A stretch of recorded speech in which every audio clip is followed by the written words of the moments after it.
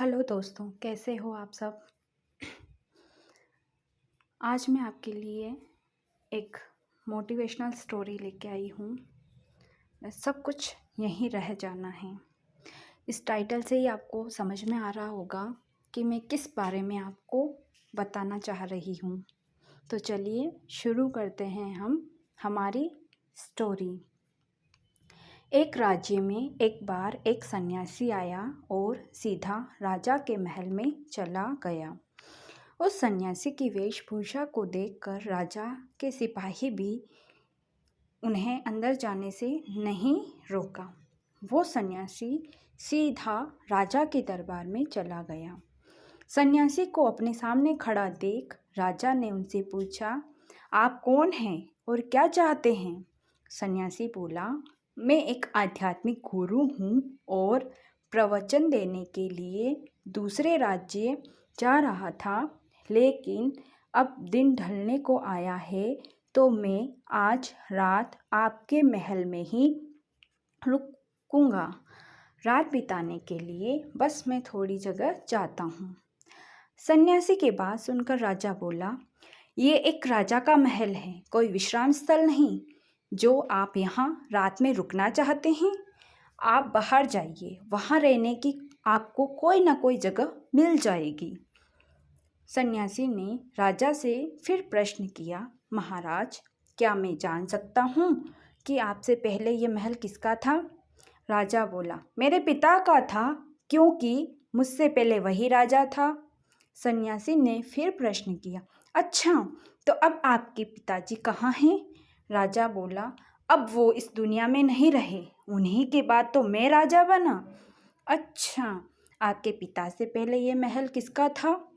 सन्यासी ने फिर से प्रश्न पूछा। राजा को अब गुस्सा आने लगा, लेकिन फिर भी उसने शांत होकर जवाब दिया, मेरे पिता से पहले यह महल मेरे दादाजी का था और अब वो इस दुनिया में नहीं हैं।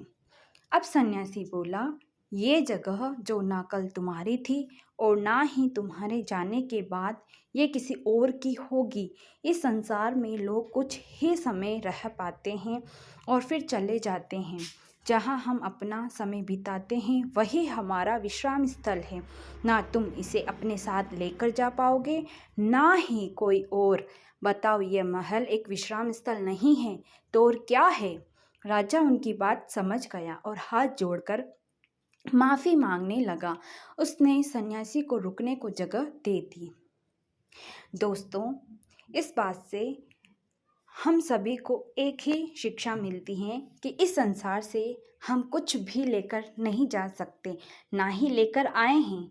खाली हाथ आए थे और खाली हाथ ही जाना है। जब तक इस संसार में आप हैं तो मैं या मेरा इस चक्कर में ना पड़े। जिंदगी में धन, लोभ, लालच के पीछे ना भागे। भागना है तो खुशियों के पीछे भागे। ज़िंदगी का मज़ा बहुत पैसों में या फिर बड़ी गाड़ी में नहीं है। ज़िंदगी का मज़ा है खुश रहने में। खुश रहो, क्योंकि दूसरे के पास चाहे बहुत पैसा है, लेकिन इस दुनिया से वो जाएगा खाली हाथ ही और उसके धन का भोग कोई और करेगा।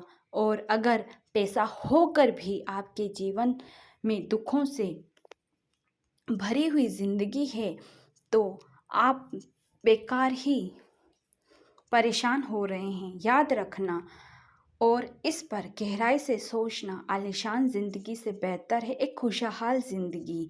आप खुश तभी रह सकते हैं जब आप हर चीज़ का अच्छे से उपयोग कर सकते हैं। इसीलिए खुश रहें, मस्त रहें। और बताइए कि इस कहानी से आपको क्या शिक्षा मिली। अगर ये कहानी आपको अच्छी लगी है तो लाइक करें और शेयर करें। Thank you.